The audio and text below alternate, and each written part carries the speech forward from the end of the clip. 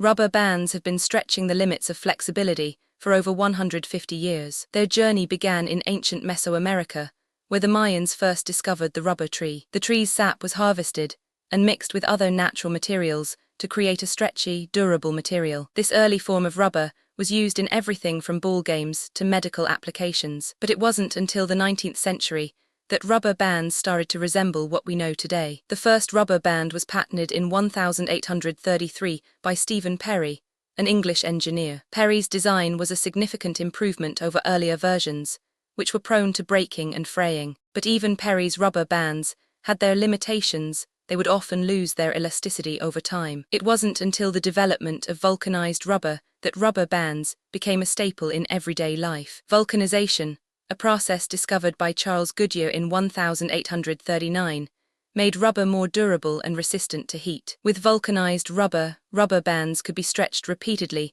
without losing their elasticity. This marked a significant turning point in the history of rubber bands, and they quickly became a ubiquitous item. Today, rubber bands are used in everything from office supplies to industrial applications, but their versatility and durability have made them an essential item in many different contexts. Rubber bands have also become a popular DIY material, with many people using them to create everything from jewelry to musical instruments. In fact, the use of rubber bands in music has led to the development of new sounds and techniques. But rubber bands aren't just limited to the realm of art and music.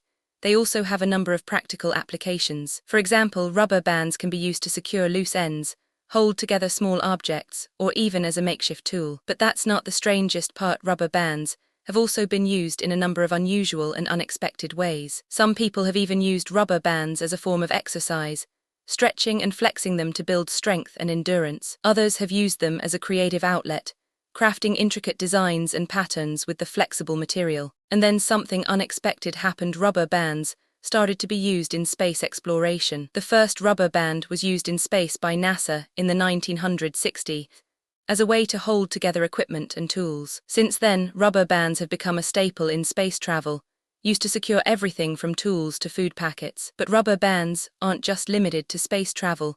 They also have a number of other applications in the field of space exploration. For example, they can be used to create makeshift tools, or even as a way to collect and store samples. The use of rubber bands in space exploration has also led to the development of new materials and technologies. Scientists are now working on creating new types of rubber bands that can withstand the extreme conditions of space travel. These new rubber bands are being designed to be more durable, flexible, and resistant to heat and cold. They will be used in a number of applications, from space travel to medical devices. The development of these new rubber bands is a testament to the versatility and durability of the material, and it's a reminder that even the most seemingly mundane objects can have a profound impact on our daily lives. In conclusion, rubber bands are a ubiquitous item that has been a part of our lives for over 150 years. From their humble beginnings in ancient Mesoamerica to their current use in space exploration, rubber bands have come a long way. And with their versatility, durability, and creative applications,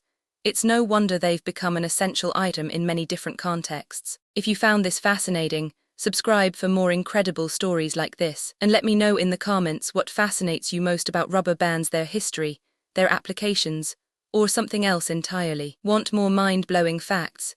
Hit subscribe and join our journey of discovery.